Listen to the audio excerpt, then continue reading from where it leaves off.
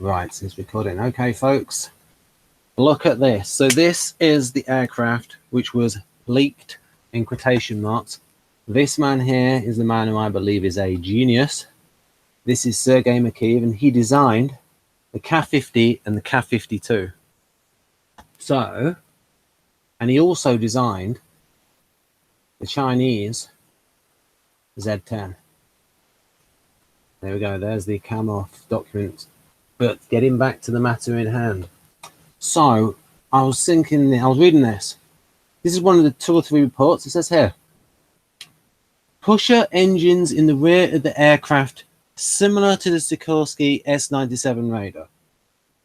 Similar to those with this radar. Okay, let's look at the radar. The radar appears to have a propeller in the back. There we go, we can agree on that. Let's look at this beauty. Well, I see no propeller. I just see big jet nozzles. And I see really big intakes. And let's compare intakes of the Ka-52 and the nozzles. And let's look at the intake here on the S-97. And, well, these are going to be bigger because this is a transition. Now, by the way, very good design. Gets over the problem with this when, you know, the interaction with the airflow as it lands and stalling. So this might be, the person who designed this, well, that team might have pulled up a blinder as well. So the key point here is this thing. When I first saw this, I thought, that's a flipping silly place to put a cannon. All the fumes will go straight into the intake. Can't be a cannon. It looks like some kind of rod. And maybe this is why he leaked this bit. This is part of the turbo shaft, but it looks like it's coming straight off the compressor face to through the transmission to the coax. And you can see here just how big one of the engines is. And so it's coming straight off it up there. So I'm thinking, hang on a minute. Now, given that in a traditional turboprop, I don't know a lot about engines, but I did a little bit of research. So it says here that in a turbo shaft engine, there's more is optimized to produce shaft power than jet thrust.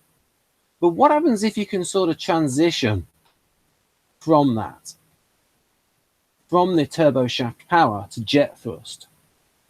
These flipping big engines might be good enough to push you forward when you've got a big wing, especially if you consider the wing body blending and what they've done here, where you've got the sort of the tunnel that you see on the fulcrum and the flanker.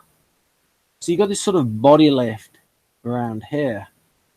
So let's have a look there. So you're going to have body lift here. Here, and canards create vortex lift. There's going to be there's going to be enough lift when this thing is in forward flight. So I'm just, when I see intakes like this, I'm thinking these are not normal helicopter engines. Right, so that's the man himself. So you see what it says there? It says propeller, because they think it's like this. Oh, just put a propeller on the back. By the way, there's no wings on there. Right. That you can see. So this is a bit of info on a turboprop. But as you can see here with the turboprop, there's not that much inflow into it. Right, so please, if you know about engines, turboprops, turbofans, please comment below as to what you think the significance is of the power plant arrangement. I mean, I'm thinking that it's got to have some decent forward thrust in order to bother having such a big wing on it. So you can see that there. I no need to read that through. And so here, this is very different. I mean, that's not got an enormous intake going in there. So that's generally a turbo shaft. So This is not how it really is, but because it's like a simplified version, as you can see, like that's more the real version. That's the simplified version, but as you can see, you've not got these big nozzles. And here you have got big nozzles. No propeller on the back. Maybe a little radar emitter though, or transceiver. This is the view from below. This is going to be, it looks like in those, that's going to be like the bomb bays in those bits.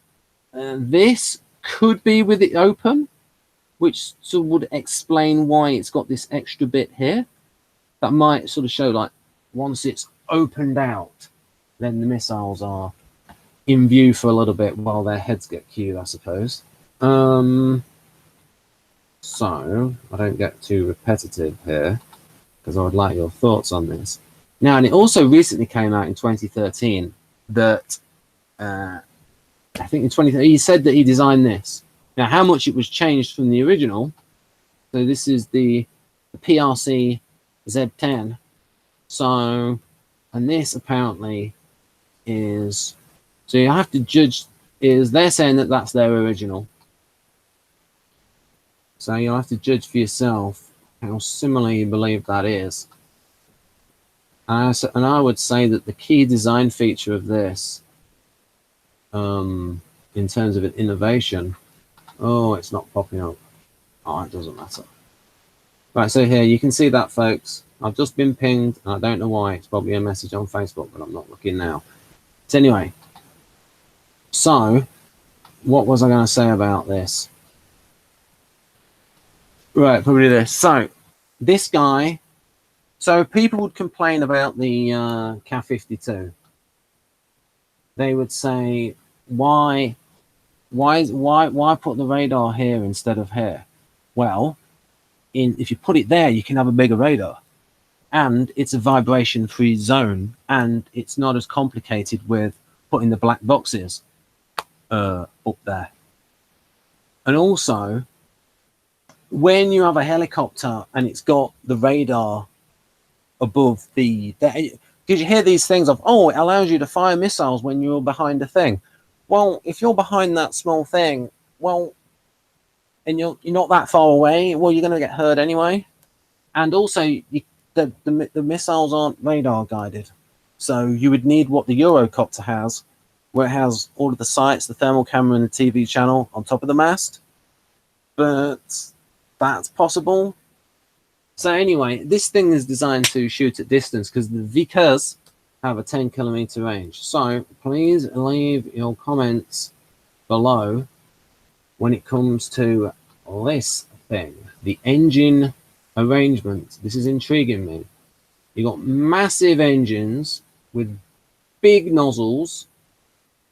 So there we go. Question of the day. Big intakes, nozzles,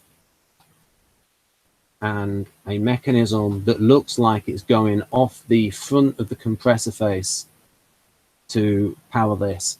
Now, I'm wondering if in the design, he'll put the radar in here. Also, what they wanted to do at Kamov was have like arrays all around the aircraft, all around the Ka-52, but I thought, extend development, make it more expensive. So I'm wondering if there might be some targeting stuff put in here. Although that might just be an aerodynamic feature, like this one. We have yet to know. I mean, would it get too hot there? All right. So that is going to be the end of the video. So the main point is this, I believe, is wrong. Right. So if you got any links, I usually approve comments, but if so if it says, "Oh, don't take it personally," I always approve all of my comments.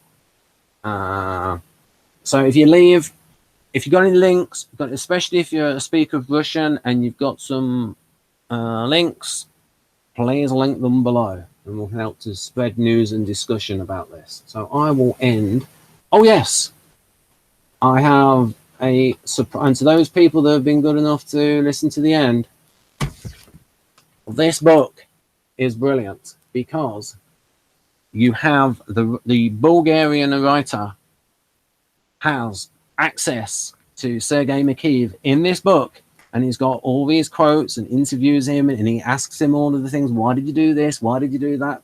Well, I decided to put the gun in the middle because it's more stable at the side, and it means we can carry more ammunition than the Me-28. And in the trials, it was more stable. And then people will say, oh, it can only go a little bit to the left and the right. Yeah, but the design of the Ka-52, it's very, very stable. And so the whole aircraft can be slewed.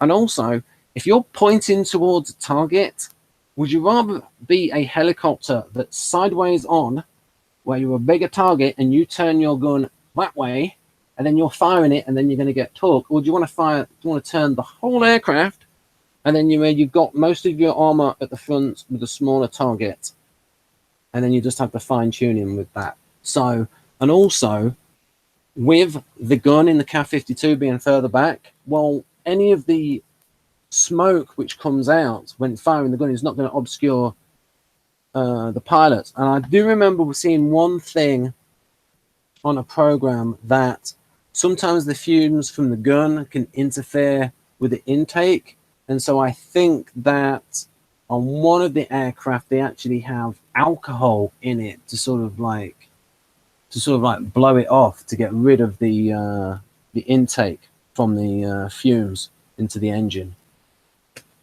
Right then, bye for now. And please check out my channel. You might find some subjects that you didn't know you were interested in.